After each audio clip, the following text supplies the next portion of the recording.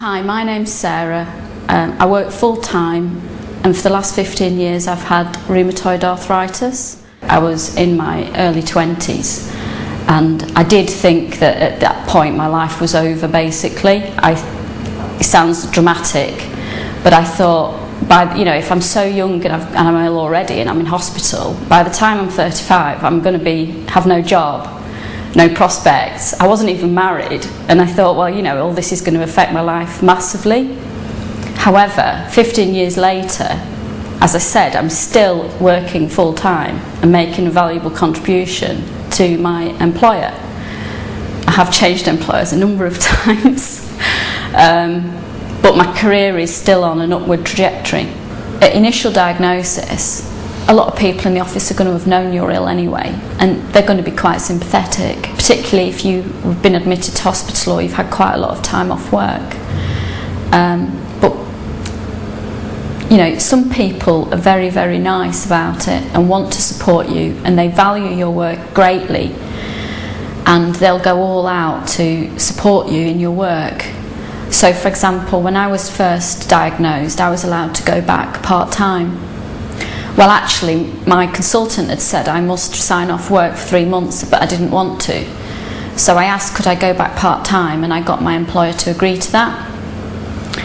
And in another job, I had a company car, and it was a manual, and my doctor, the consultant, had said to me, try and get an automatic. And so even though I'd only just got the car, they allowed me to just change it. When you're first diagnosed with rheumatoid arthritis, you do come across a wide mix of reactions. It is a common illness, but unless you suffer from it yourself, people don't understand what it's like. So it's not so much, because you don't physically look ill. So managers can be understanding. If they can see how it's affecting you physically, they can be understanding. But there's sometimes a lack of understanding when you look, to all intents and purposes, like everybody else does. There's not a hard and fast rule as to how employers and co-workers react when they find out you've got rheumatoid arthritis.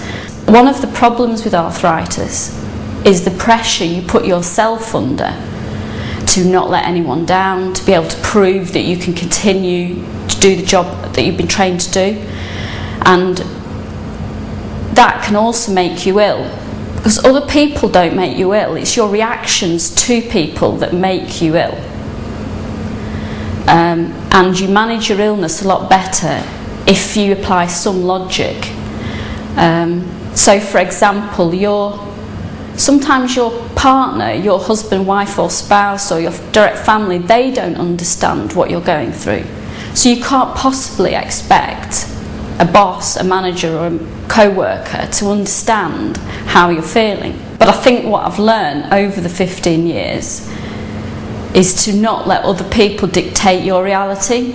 So you've got to be logical and focused. You've got to deal with the things that you have control over. You can't control other people's reaction to your illness, but you can control your reaction. And a lot of that, if you feel that you're advised, that you're knowledgeable about your illness, you're knowledgeable about things that